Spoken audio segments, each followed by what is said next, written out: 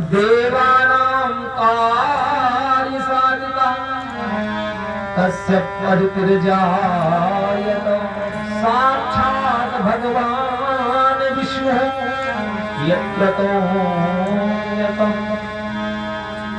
आज भगवान देवताओं के कार्य को मनाने के लिए आज प्रभु कश्यप अदिति के यहाँ वामन बन करके आ गए।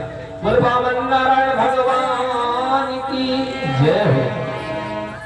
वामन अंगुल के बन के आए हैं भगवान बौने। बढ़िया सुंदर रीति से भगवान का जनेऊ इत्यादि संस्कार हुआ। आदि शक्ति मैया ने आकर के पहली भिक्षा डाली। ब्राह्मण का बरुआ होता है,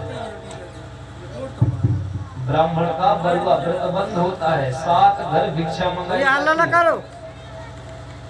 ब्राह्मण को 7 घर भिक्षा मंगाई जाती है। 6 घर की भिक्षा तो हो गई, 7वें घर की भिक्षा बची है। भगवान ने कहा कहाँ जाऊं? देवताओं ने कहा प्रभु जिस उद्देश्य से आए हैं अब वहां जाइए।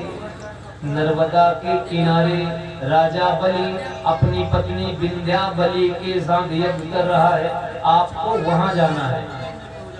अंतिम भिक्षा आपको वहां पे जाके मांगना है। आज भगवान चले, वामन अंगुल के हैं, कितने? वामन अंगुल। भगवान बौने बन करके आए हैं। भगवान बौने काहे बने? इसलिए बने, छोटे बनकर इसलिए आए हैं क्योंकि भगवान को मांगना है। भगवान को किसी से कुछ मांगना है और मांगने के लिए छोटा बनना पड़ता है। मांगने के लिए छोटा बनना ही पड़ेगा। आप बड़े बनकर के किसी से कुछ नहीं मांग सकते, मांगने के लिए छोटा बनना पड़ेगा महाराज। आज राजा बलि के यहाँ भगवान पहुंचे।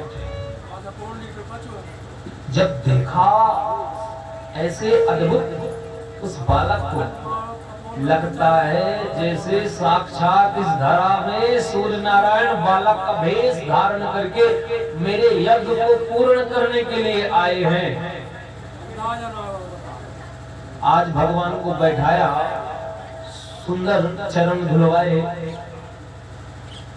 हे ब्राह्मण देवता कहाँ से आए हैं? जनेऊ पहने हैं मतलब ब्राह्मण है। कहाँ से आए हैं?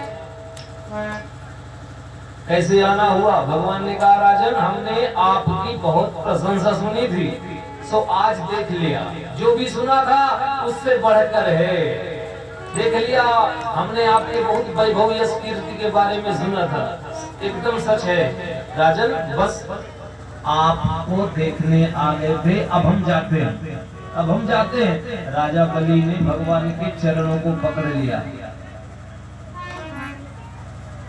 चरणों को पकड़ लिया। महाराज आए तो अपने मर्जी से हो, जाओगे हमारी मर्जी से।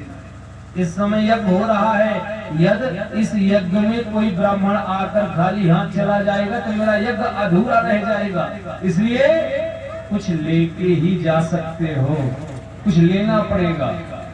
भगवान ने कहा भैया मैं सन्यासी हूँ। भगवान कहते हैं वामन भगवान मैं सन्यासी हूँ, मुझे कुछ नहीं चाहिए। जो मुझे लगता है वो मैं लेके चलता हूँ अपने साथ में, मुझे किसी वस्तु की आवश्यकता नहीं है। राजा ने कहा हे ब्राह्मण देवता कुछ न कुछ तो लेना पड़ेगा, और हम जानते हैं आप काहे नहीं ले रहे। क्यों? क्योंकि अभी आपका ब्याह नहीं भाव, आपकी शादी विवाह नहीं हुई, और यदि आपका विवाह हो गया होता तो आपकी श्रीमती होती, पत्नी पंडिताइन होती, और जब आपकी श्रीमती होती तो उनकी जरूर कोई ना कोई कामना होती। आजकल तो बहुत श्रीमतियों की कामनाएं होती हैं, ये ले आना वो ले आना, न जाने दुनिया का क्या क्या ले आना जमाना।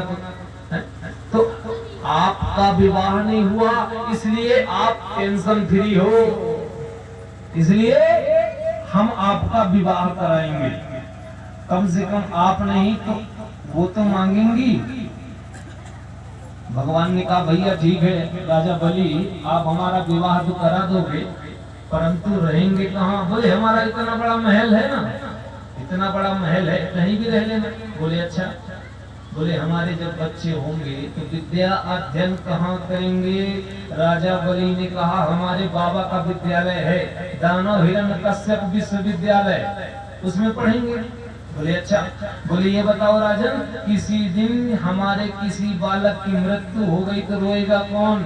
राजा ने कहा भैया जिसका पुत्र रोएगा तो बाप, जिसका पुत्र रोएगा वही, हम थोड़ी ना रोएंगे।